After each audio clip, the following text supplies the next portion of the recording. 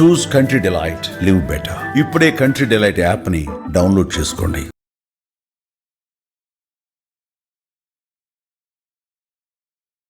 ఆకస్మే హద్దుగా దూసుకెళ్తున్న బంగారం వెండి ధరలకు ఒక్కసారిగా భారీ బ్రేకులు పడ్డాయి.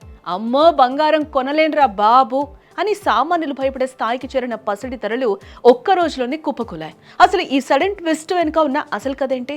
ఇన్నాళ్లు మండిన ధరలు ఇప్పుడే ఎందుకు చల్లబడుతూ ఉన్నాయి? రష్యా యుక్రెయిన్ యుద్ధం ముగింపు దశకు రావడమే దీనికి ప్రధాన కారణమా, లేక అంతర్జాతీయ మార్కెట్లో జరుగుతున్న మాయాజాలమా? సామాన్యుడికి ఇది నిజంగా ఊరటనిచ్చే వార్తేనా? పూర్తి వివరాలు ఈ వీడియోలో మీకు చెప్పే ప్రయత్నం నేనైతే చేస్తాను.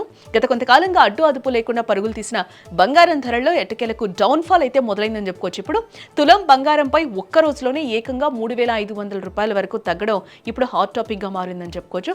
దీనికి ప్రధాన కారణం చూస్తే రష్యా యుక్రెయిన్ యుద్ధం త్వరలో ముగియబోతుందన్న సంకేతాలు రావడమే. అమెరికా అధ్యక్షుడు ట్రంప్, యుక్రెయిన్ అధ్యక్షుడు జెలెన్స్కీ మధ్య జరిగిన శాంతి చర్చల వార్తలతో అంతర్జాతీయంగా భౌగోళిక ఉద్రిక్తతలు తగ్గుముఖం పడతాయన్న అంచనాలు ఇప్పుడు పెరుగుతూ ఉన్నాయి. యుద్ధం భయంతో ఇన్నాళ్లు బంగారంలో పెట్టుబడులు పెట్టిన ఇన్వెస్టర్లు ఇప్పుడు లాభాలు స్వీకరించే పనిలో పడ్డారు. దీంతో ధరలు కూడా ఒక్కసారిగా దిగి వస్తున్నాయని చెప్పుకోవచ్చు. ఇటు మరోవైపు చూస్తే వెండి పరిస్థితి కూడా ఇలాగే ఉంది. 2,50,000 తాకిన వెండి ఇప్పుడు తగ్గుముఖం పట్టింది. ఇది 1,90,000 వరకు దిగొచ్చే ఛాన్స్ ఉందని నిపుణులు అంచనా వేస్తూ ఉన్నారు. చైనా ఎగుమతి ఆంక్షలు, మార్జిన్ రేట్ల పెంపు వెండి పతనానికి ఆజ్యం పోశాయి. అయితే ధరలు ఎంత పెరిగినా తగ్గినా మన భారతీయులకు బంగారంపై మోజు మాత్రం తగ్గదు కదా. వినడానికి ఆశ్చర్యంగా ఉన్న ప్రస్తుతం భారతీయ ఇళ్లల్లో ఉన్న బంగారం విలువ దాదాపు 5 లక్షల కోట్ల డాలర్లు. ఇది మన దేశ జీడిపి అంటే 4.1 లక్షల కోట్ల డాలర్ల కంటే కూడా ఎక్కువ.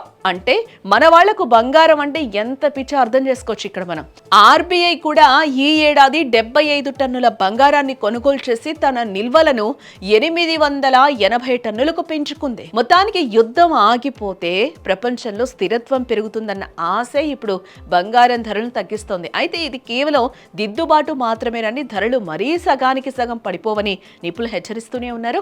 2026లో ఈ ఏడాది ఉన్నంత భారీ లాభాలు ఉండకపోవచ్చు. బట్ బంగారం ఎప్పుడు సేఫ్ ఇన్వెస్ట్మెంటే.